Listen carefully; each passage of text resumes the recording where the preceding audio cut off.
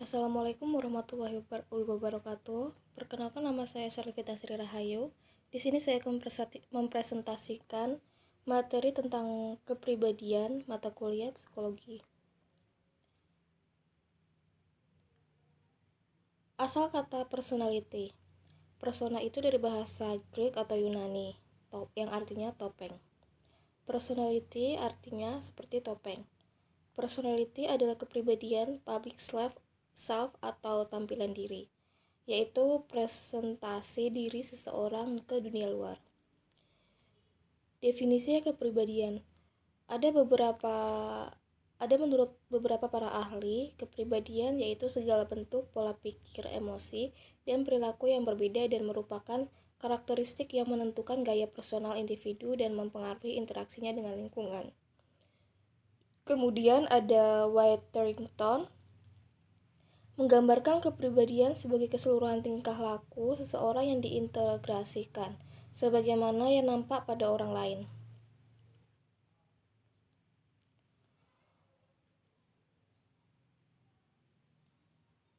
Kemudian, penjelasan tentang manusia yaitu unik, terdapat perbedaan individual antara manusia dan dengan makhluk-makhluk yang lain.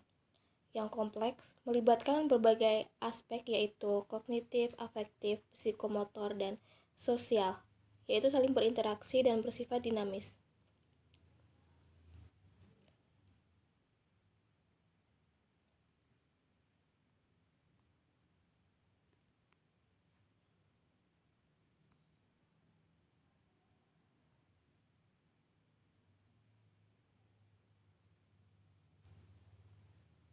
Nah, materi selanjutnya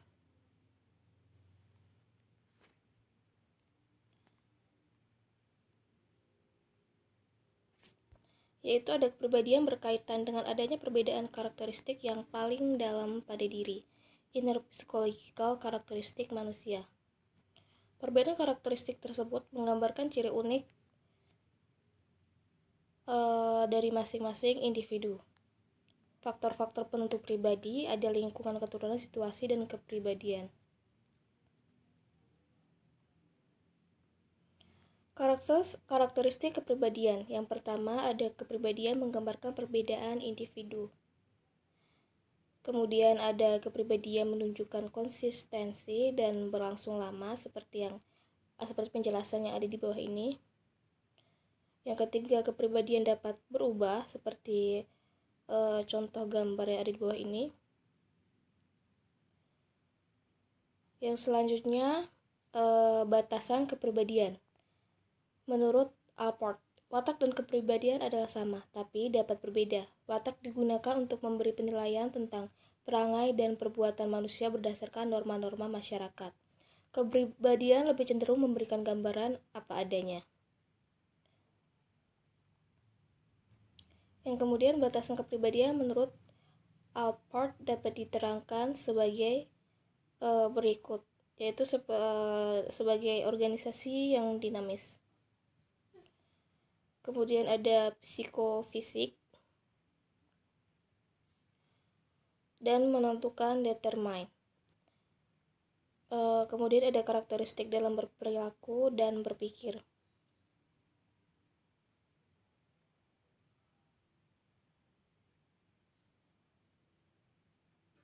Nah, kesimpulannya, kepribadian memiliki keunikan atau kekhasan yang berbeda antara individu satu dengan orang lain.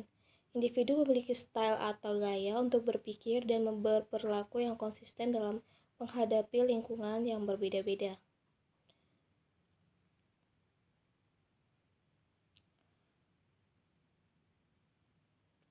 Pembahasan berikutnya ada kepribadian dan temperamen, seperti yang ada di bawah ini.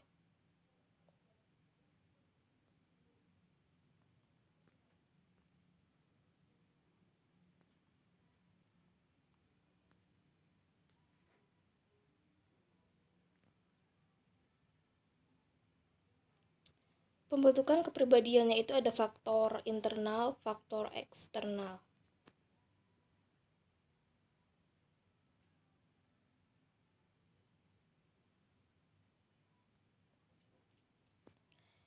Tipe kepribadian ada extrovert, yaitu bersifat mudah terbuka, introvert, segalanya ditanggapi sesuai dengan keadaan dirinya, dan ambivert, tipe ini bersifat realistis ataupun objektif.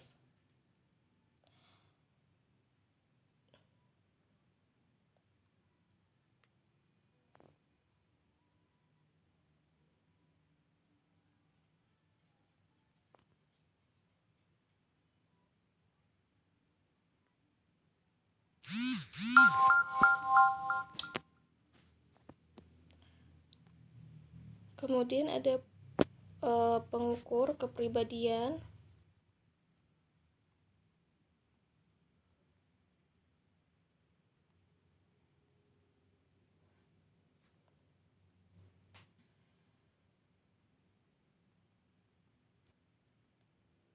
Lalu yang pertama ada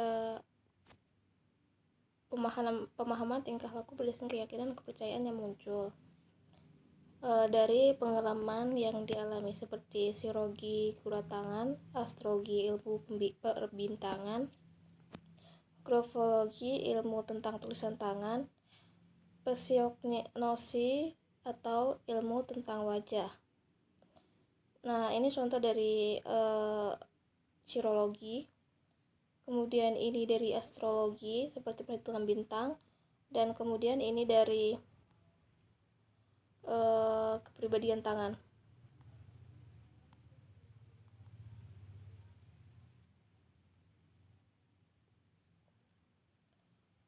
Dan ini ada fisiognomi atau ilmu tentang wajah. Ini pranologi ilmu tengkorak, seperti yang ada di bawah ini.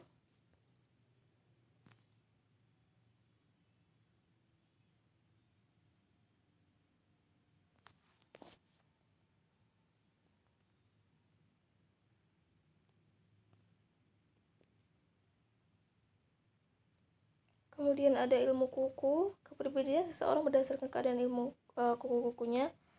Kuku di ujung jari mempunyai hubungan erat dengan susunan syaraf yang memiliki cabang berhalus di ujung pucuk jari. Yang B, penilaian kepribadian semi ilmiah, seperti yang bisa kalian baca di bawah ini.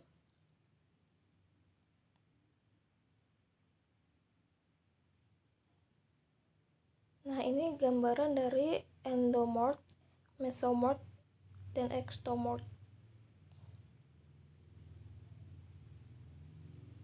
Yang C, penilaian kepribadian secara ilmiah, subjektif dan objektif.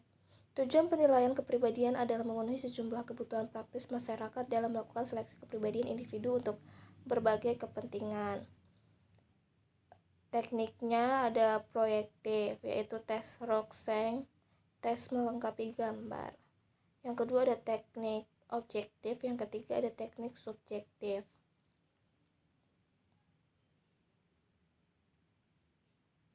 Ini penjelasan dari tes objektif.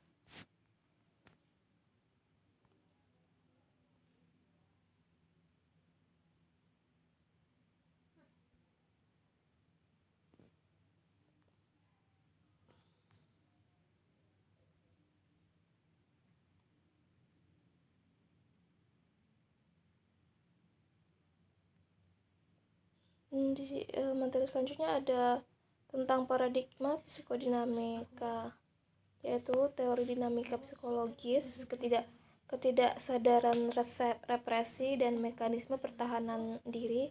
Freud, psikoanalisis atau Jung, psikologi individual Adler, perkembangan psikososial Erik Erikson, Karen Horney. Paradigma behaviorisme, yaitu lingkungan pada untuk kepribadian. Psikologi, ilmu yang berperilaku, tokoh Pavlov, Skinner, Watson. Nah, tokoh ini tuh seperti yang ada di gambar tersebut.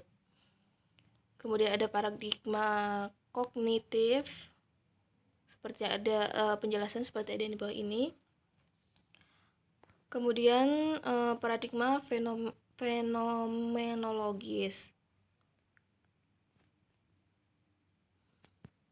Ini adalah tokoh humanistik yaitu Rogers dan Maslow. Kemudian ini ada tokoh eksistensial. Dan materi yang terakhir ada paradigma budaya timur. Harmoni individual dan materi yang terakhir ada paradigma budaya timur, yaitu harmoni individu dalam hubungan dengan masyarakat, alam dan Tuhan, lebih ke dalam menerima dan menahan diri. Nilai-nilai yang muncul, kebaikan hati, tidak suka turut campur, melupakan diri, turut merasakan, menarik diri, moderat, sabar, pasrah, damai batin. Udah ada Konfusius, Taoisme, Buddhisme, Islam, Sufisme. Nah, mungkin itu saja yang dapat saya sampaikan. Untuk kurang dan lebihnya saya mohon maaf. Wassalamualaikum warahmatullahi wabarakatuh.